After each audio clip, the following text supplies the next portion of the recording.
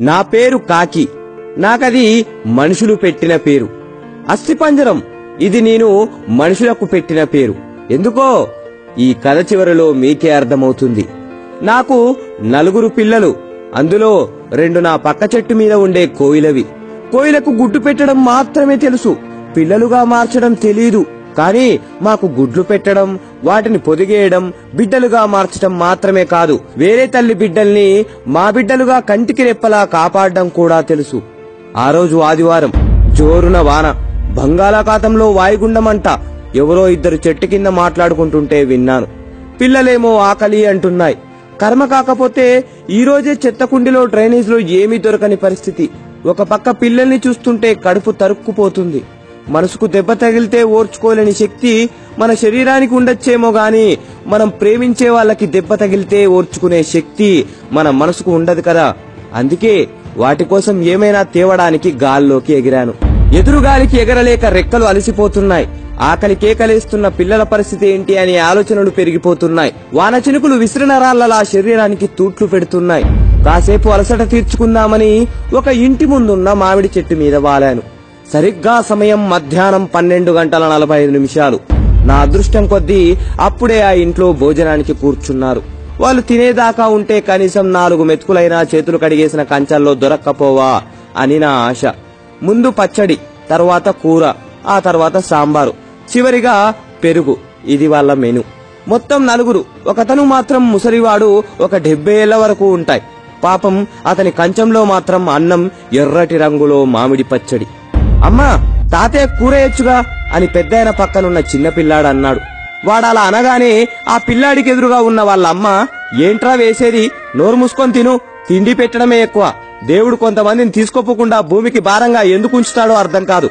కూరలు కావాలంట, కూరలు ఎక్కడి నుంచి వస్తాయి అని అంది కళ్ళు పెద్దవి చేస్తూ.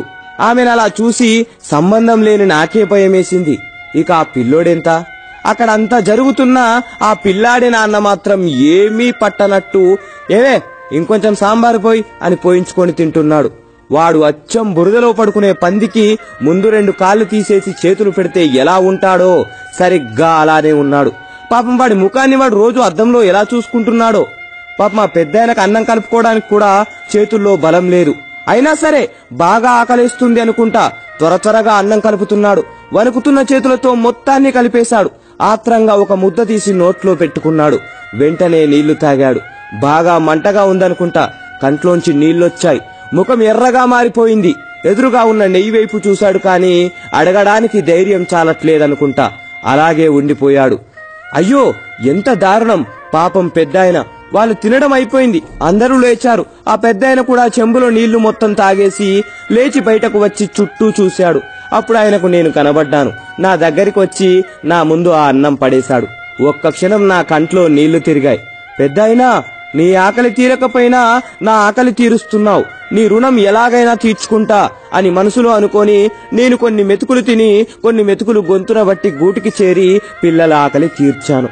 సరిగ్గా 26 రోజుల తర్వాత అనుకుంటా ఎప్పటిలాగే వేట కోసం ఏటి మీదుగా వెళ్తున్నా ఏటి ఒడ్డున ఎవరికో పిండం పెడుతున్నారు. కాసంత తినడానికి ఏమైనా దొరక్కపోదా అని అక్కడ వాలాను. ఎదురుగా ఉన్న ఫోటోను చూసి ఆశ్చర్యపోయాను. అది నా పిల్లలు ఆకలితో ఉన్నప్పుడు అన్నం పెట్టిన పెద్దాయనది. ఒక్క క్షణం గుండె బరువెక్కింది.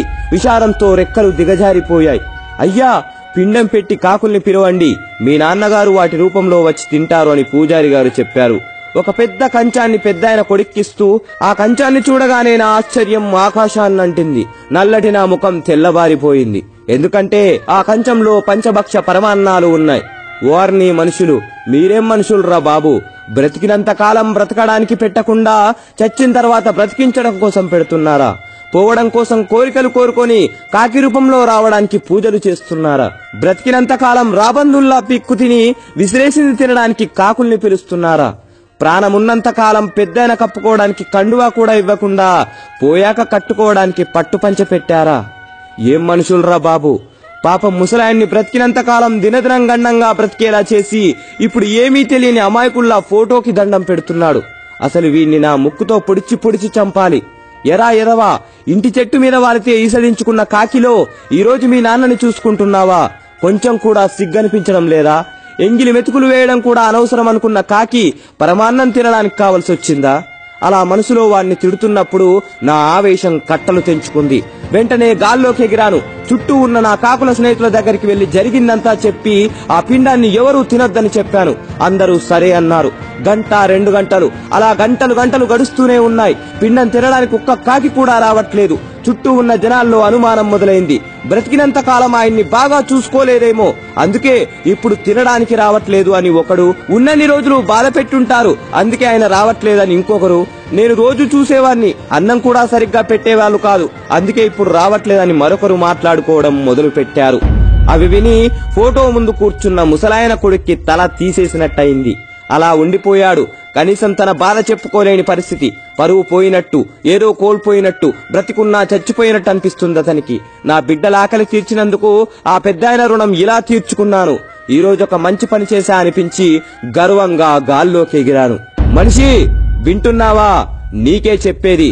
సెంటు పీలిస్తే మంచి వాసన వస్తుందని, తాగితే బలం వస్తుందనుకోవడం అమాయకత్వం.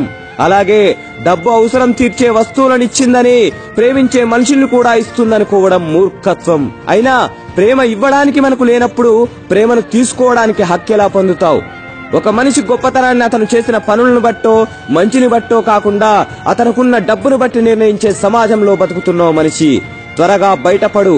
చివరి మాట, కొన్ని కాకులు శరీరం నలుపవచ్చు కానీ మనసు మాత్రం తెలుపు. ఈ మాట కాకుల కంటే మనుషులకే ఎక్కువ వర్తిస్తుంది. జై హింద్.